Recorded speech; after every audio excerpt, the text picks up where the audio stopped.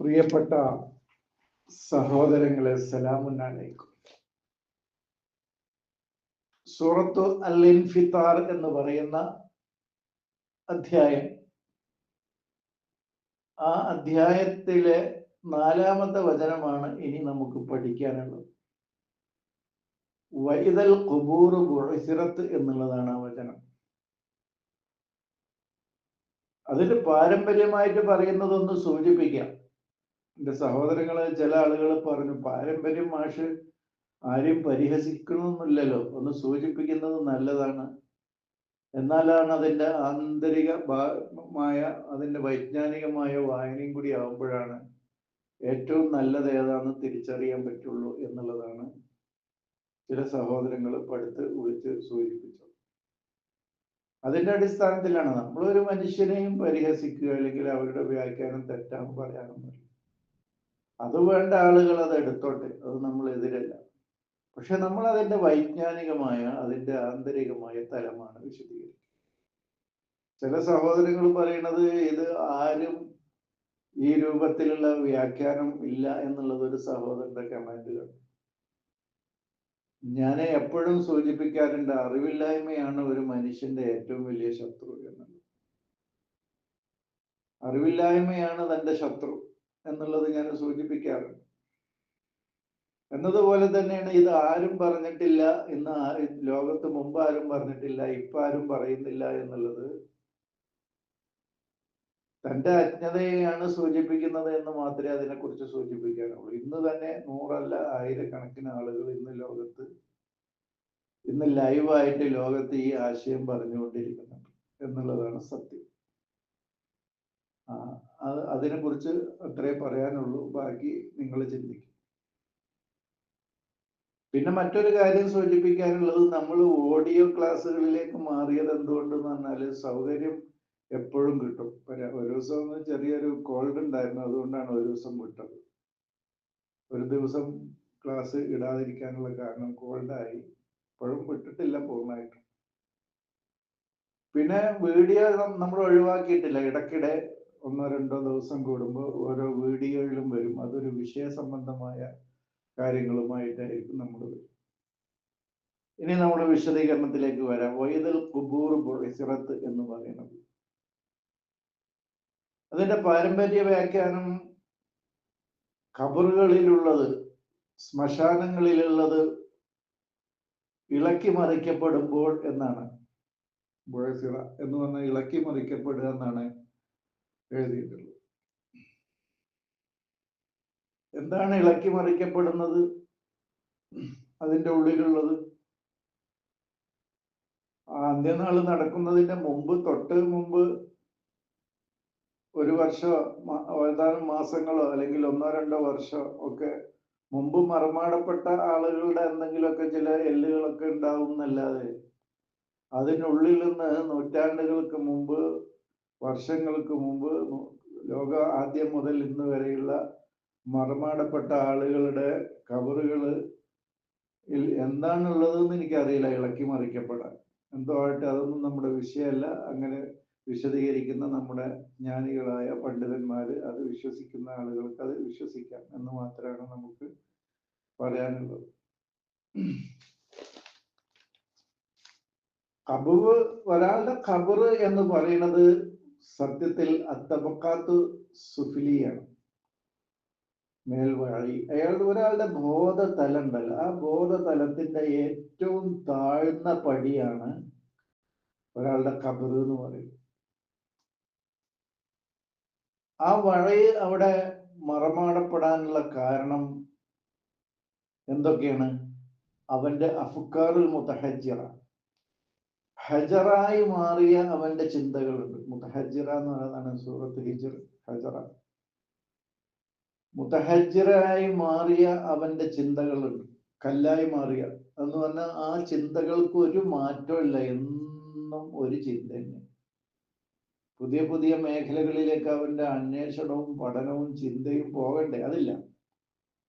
ആ അഫ്കാറുൽ മുതഹജ്ജിറയായത് കാരണമാണ് അവന്റെ വഴി തബക്കത്തു സുഫിലിയിലായിരിക്കുന്നത്. അതാണ് അവന്റെ ഖബർ എന്ന് പറയുന്നത്. അതാണ് കബുവ് റുഇയത്താണ്. അവന്റെ റുഇയത്ത് ഇപ്പൊ കബുവിലാണ്, മറമാടപ്പെട്ടിരിക്കുന്ന അവസ്ഥയിലാണ് അവന്റെ റുഇയത്തുകൾ. അതുപോലെ തന്നെ അഫ്കാറുൽ മുത്തഹജ്ജിറ മാത്രല്ല, അൽ ബറാമജുൽ ഖദീമ, അതുപോലെ തന്നെ അങ്ങനെ കുറെ, അതായത് പഴയ പ്രോഗ്രാമുകൾ, പൊതുസമൂഹം ഏതൊരു നിലക്കാണ് പോകുന്നത് അതിൻ്റെ കൂടെ പോവുക. അതുപോലെ തന്നെ കൃത്യമായ പരിശോധനയോ അന്വേഷണമോ അതിനെക്കുറിച്ചുള്ള ഗവേഷണമോ കൂടാതെ പാരമ്പര്യ ചിന്തകളെ അപ്പടി പിൻപറ്റുക. ഇങ്ങനെ ഒരുപാട് കാര്യങ്ങളുണ്ട്. ഒന്ന് രണ്ട് കാര്യങ്ങൾ സൂചിപ്പിച്ചു എന്ന് മാത്രമേ ഉള്ളൂ. ഇങ്ങനെ ഒരുപാട് കാരണങ്ങൾ കൊണ്ടാണ് അവന്റെ പിന്നെ ബോധതലം ഏറ്റവും തബക്കത്ത് സുഫിലിയ, ഏറ്റവും താഴ്ന്ന വടിയിൽ കഴിയാനുള്ള കാരണം. അതാണ് ഒരാളുടെ ഖബർ എന്ന് പറയുന്നത്. അതാണ് പുറത്ത് എടുക്കപ്പെടുന്നത്. ഇപ്പൊ നമ്മള് ഫോണിലൊക്കെ മെമ്മറി നിറയുമ്പോൾ എന്താ നമ്മൾ ചെയ്യുക? അതിന്ന് ഡിലീറ്റ് ആക്കി കളഞ്ഞാലേ അതിലേക്ക് പുതിയത് വരുള്ളൂ. അതാണ് അത്. ആ ഡിലീറ്റ് ആക്കി കളയലാണ് സത്യത്തിൽ ബോയ്സിറത്ത് എന്ന് പറയുന്നത്. അത് എടുത്ത് കളയണത്. പെട്ടെന്ന് മനസ്സിലാകാൻ ഒരു ഉദാഹരണം പറഞ്ഞു എന്നുള്ളൂ. ബോയ്സിറത്തിന്റെ അർത്ഥം പെട്ടെന്ന് മനസ്സിലാകാൻ എൻ്റെ സഹോദരങ്ങൾക്ക് ഞാനൊരു ഉദാഹരണം പറഞ്ഞു. ഇപ്പൊ നമ്മളൊക്കെ എൻ്റെ ഈ ഫോണൊക്കെ മെമ്മറി നിറഞ്ഞ് കിടക്കുകയാണ്.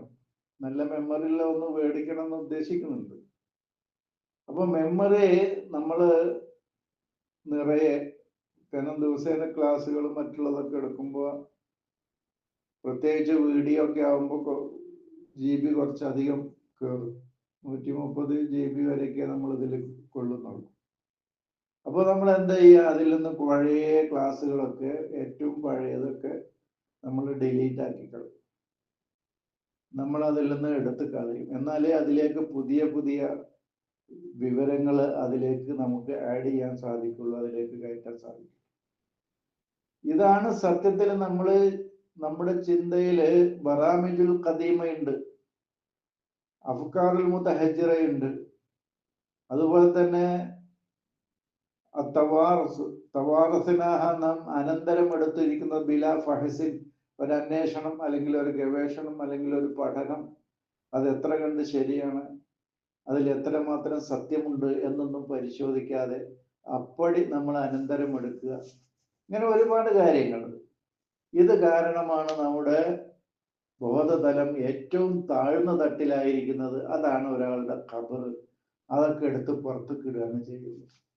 അല്ലാതെ അന്ത്യനാള് സംഭവിക്കുമ്പോൾ ഭൂമിയിലുള്ള ഖബറില്ലാത്ത ഇട ഏതാണ് ഉണ്ടാകുക? ഒരു നൂറ്റാണ്ടുകളായി മനുഷ്യരെയും ജീവജാലങ്ങളെയൊക്കെ മറവ് ചെയ്യാത്ത ഇടങ്ങളുണ്ടാവും. അത് പിന്നെ അവിടുന്ന് പോയി വേറെ, ഇനി അതൊക്കെ പാടെ കൊണ്ടുവന്ന് ഇളക്കി മറിക്കപ്പെടുക എന്ന് പറയുന്നത് എന്താണ് അവസ്ഥ എന്ന് എനിക്കറിയില്ല.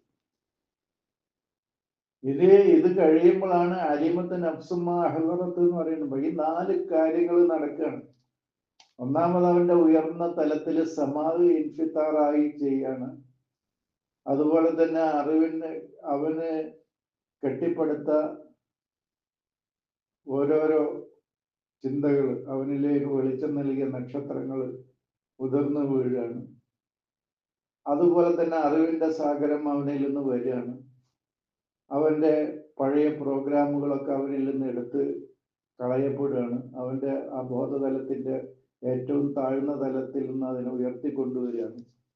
അപ്പോൾ അഴലയിൽ നിന്ന് സുഫിലയിലേക്കുള്ള യാത്രയാണ് വേദസമാവും ഇൻഫത്തറത്ത് എന്നുള്ളതിൻ്റെ അവിടെ നിന്ന് തുടങ്ങി ഇത്രയും കാര്യങ്ങൾ ഒരു മനുഷ്യനിൽ നടക്കുമ്പോഴാണ് അലിമത്ത് നഫ്സുമ്മ ഹളറത്ത്. അത് അടുത്ത ക്ലാസ് ആയിട്ട് വിശദീകരിക്കും. അപ്പോഴാണ് അവനെ തിരിച്ചറിയുന്നത്. അത് നമുക്ക് അടുത്ത ക്ലാസ്സിൽ വിശദീകരിക്കാം. അപ്പൊ ബുഅ്സിറത്ത് എന്ന് പറയുന്നത് ഞാൻ ഒരു ഉദാഹരണത്തിലൂടെ പറഞ്ഞു. അപ്പൊ നമ്മൾ ലലാമില് ഇരുട്ടിൽ എന്തൊക്കെയുണ്ടോ അതിനെ ഒക്കെ നാം വെച്ചിട്ടുണ്ടോ അതിനൊക്കെ എടുത്ത് പുറത്തേക്ക് ഇടുക. അതാണ് ബുഅ്സിറത്ത് എന്ന് പറയുന്നത്. കാരണം ഇതില്ലാത്ത അവസ്ഥയിൽ അവന്റെ ബോധതലത്തിന് ഉയർച്ച കിട്ടുകയില്ല. അവന്റെ ഫിത്രത്ത് ഇൻഫിത്താർ, അവന്റെ ഫിത്രത്ത് ഉള്ളണ്ടല്ലോ, ആ ഫിത്രത്ത് അതിന് വികാസം ലഭിക്കുകയില്ല. അതുപോലെ തന്നെ അവന് വിജ്ഞാനത്തിന്റെ ആത്മീയതയുടെ ഉയരങ്ങളിലേക്ക് പോകാൻ കഴിയില്ല. ഇത് പോകാനൊക്കെ കഴിയണമെങ്കിൽ അവന്റെ ഉള്ളിലുള്ള ആ ഇരുട്ടുകൾ എന്തൊക്കെയുണ്ടോ അതിനൊക്കെ എടുത്ത് അവൻ പുറത്തേക്കിടണം. അവന് നേരിടാനും അഭിമുഖീകരിക്കാനും തയ്യാറാകാതിരുന്ന വിഷയങ്ങളെ നേരിടാനും അഭിമുഖീകരിക്കാനും അതിന് പ്രശ്നപരിഹാരത്തിനും അവൻ ശ്രമിക്കണം.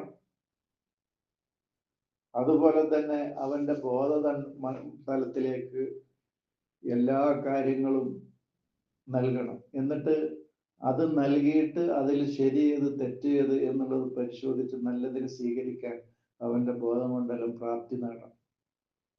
അങ്ങനെ കുറെ കാര്യങ്ങൾ അത് അങ്ങനെ ചെയ്യേണ്ടത്. അതാണ് ബോഴ്സറത്ത് എന്ന് പറയുന്നത്. അതൊക്കെയാണ് പറയുന്നത്.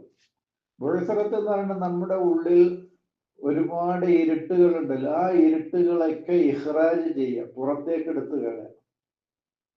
നമ്മൾ നേരിടാൻ അഭിമുഖീകരിക്കാൻ ഭയന്നു നിന്നിരുന്ന പല പ്രശ്നങ്ങളുണ്ട്, പല കാര്യങ്ങളുണ്ട്. അതിനെ ധൈര്യത്തോടുകൂടി ധീരതയോടുകൂടി ഭയമില്ലാതെ അഭിമുഖീകരിക്കാൻ തയ്യാറാകുക. ഇതൊക്കെയാണ് നമ്മൾ ചെയ്യേണ്ടത്. അതാണല്ലോ അന്നല്ലാഹ യബ്അസു മൻഫിൽ ഖുബൂർ എന്ന് പറയുന്നത്. അതാണ് ഖബറുകളിലുള്ളതിന് അള്ളാഹു യബ്അസു, അവനിൽ ബിഅസത്ത് നൽകുകയാണ് ചെയ്യുന്നത്. അത് ബഅസ് എന്ന് പറയുന്നത് ഒരാളുടെ ജഡത്തിന്റെ മരണം സംഭവിച്ചതിന് ശേഷം ഉള്ള ഉയർത്തെഴുന്നേൽപ്പല്ല ഖുർആൻ ഒരു സ്ഥലത്തും പറയുന്നത്. ഉല്ലദീ ബഅസ ഫിൽ ഉമ്മീന റസൂൽ എന്ന് പറയുന്നത് മരിച്ചുപോയ ഒരു റസൂലിനെ എണീപ്പിക്കുകയല്ല ചെയ്യുന്നത്. ഉമ്മ ബഅസ്നാകും മിൻ ബഅദി മൗതിക്കും എന്ന് പറയുന്നത് ഇസ്രായേൽ ജനത ആകെ മരിച്ചു വീണ് കിടന്നിട്ട് അവിടുന്ന് എണീപ്പിച്ചതിനെ കുറിച്ചല്ല പറയുന്നത്.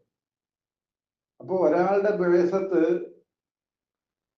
അതുപോലെ തന്നെ ഈസയുടെ പറഞ്ഞു അസ്സലാമു അലയ്യ യൗമ ഉലിത്തു വയൗമ അമൂത്തു വയൗമ ഉബ്അസു ഹയ്യ എന്ന് പറയുന്നത് ഒന്നും മരണശേഷമല്ല, ഇവിടെ തന്നെ നടക്കുന്ന കാര്യമാണ് ഒരാളിൽ. അപ്പൊ ഒരാളുടെ ബിഅസത്ത് എന്ന് പറയുന്നത് ശാരീരികമായി മരണം സംഭവിച്ച അയാളിൽ ഉയർത്തെഴുന്നേൽപ്പ് നടക്കുന്ന, അയാൾക്ക് വീണ്ടും ജീവൻ കിട്ടി പുറത്തേക്ക് വരുന്നതല്ല. ഒരു മനുഷ്യൻ ഹയ്യായിട്ട് അവൻ മാറുകയാണ് ചെയ്യുന്നത്. അതാണ് ഒരാളുടെ ബിഅസത്ത് എന്ന് പറയുന്നത്. അതാണ് ഒരാളുടെ ഉയർത്തെഴുന്നേൽപ്പ് എന്ന് പറയുന്നത്. ആത്മീയമായ ഉയർത്തെഴുന്നേൽപ്പാണ് ഇത്. അതാണ് അന്നല്ലാഹ യബ്അസു മൻഫിൽ ഖുബൂർ എന്ന് പറയുന്നത്. അത് സത്യത്തിൽ സൂറത്ത് ഫാത്തിറിലാണ് പറയുന്നത്. അപ്പോ അവന്റെ അറിവിന്റെ ആകാശം നിർമ്മിക്കപ്പെടുകയും അതുപോലെ തന്നെ അവന്റെ ചിന്തയുടെ ചാനലുകൾ, അറിവിന്റെ ചാനലുകൾ ഓരോന്നും തുറക്കപ്പെടുകയും ചെയ്യുന്ന അവസ്ഥയാണ്. അതാണ് സൂറത്ത് ഫാത്തിറില് അന്നല്ലാഹ യബ്അസു മൻഫിൽ ഖുബൂർ എന്ന് പറയാനുള്ള കാരണം. എന്നാ ഇതേ വാക്ക് മുംതഹിനയിലേക്ക് പോകുമ്പോ, സൂറത്ത് മുംതഹിനയിലേക്ക് പോകുമ്പോ അവര് ഖബറിലുള്ളവർ, അവര് നിരാശരാണ് കുഫാറുകൾ. കമായ ഇസൽ കുഫാറു മിൻ അസ്ഹാബിൽ ഖുബൂർ എന്ന് പറയുന്നത്. കാരണം ഖബറിലുള്ള ആളുകളെ കുറിച്ച് അവർ കാഫിറുകൾ നിരാശരായത്